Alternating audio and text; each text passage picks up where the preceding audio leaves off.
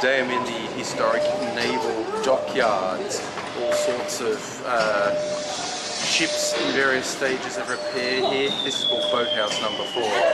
This is the freebie. I'm not saying I'm only here because it's free and I'm a cheap bastard, but well, if you know me, you know something's free, I'm going to be there.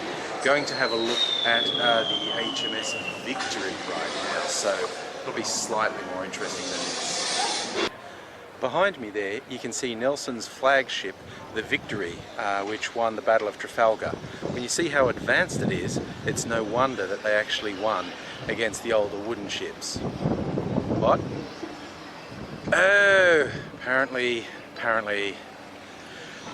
that's the Victory. That actually makes more sense. I was a little confused. That did not look like it would have taken part in the Battle of Trafalgar. They should have better signage here.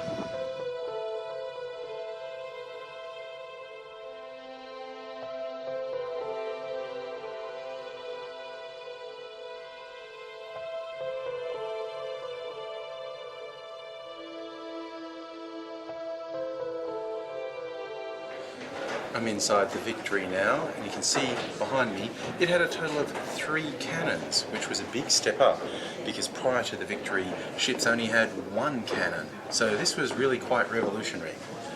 I am of course talking crap. There are many cannons on here, which I imagine made this a bit like a heavy metal concert when they were all going off at once. I'm on the main deck of the Victory now, and up that end is where Nelson died. His last words were reputed to be "Kiss me Hardy" to Captain Hardy, which probably made things slightly awkward for Hardy. I mean, you know, Nelson died, he didn't have to face up to it, but Hardy's looking at the men going, what? Okay, so he's finally declared it. I would have preferred it if last Christmas in front of his mother he could have said something. He waits here till he's dying, that's fine, it had to happen sometime, but you know, maybe time and a place, that's all I'm saying.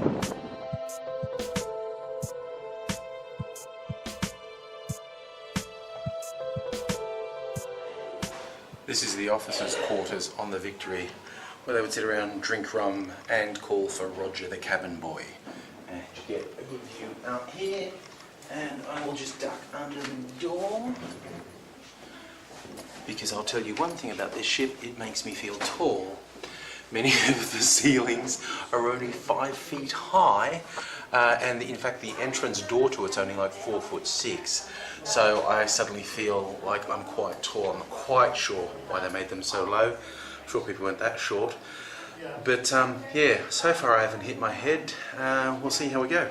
And this is the view through the windows.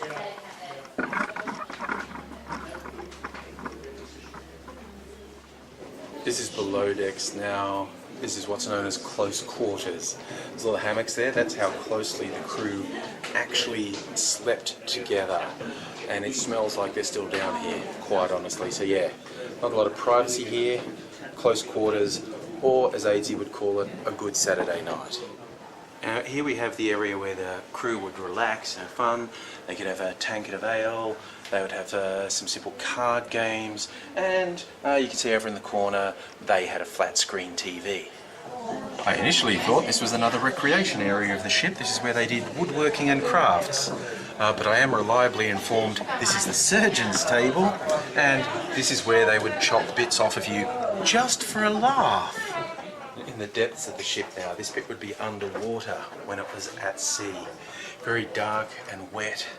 But just before the sailors would leave when they got to shore, they were fortunate enough to have a gift shop where they could get some presents for their family to celebrate their time at sea.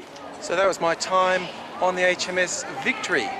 There was not actually a lot of written information in there explaining what happens, but with my deep knowledge of history, I feel like I was able to fill in the gaps for you and give you a feel of the truth of what it was like on one of these ships.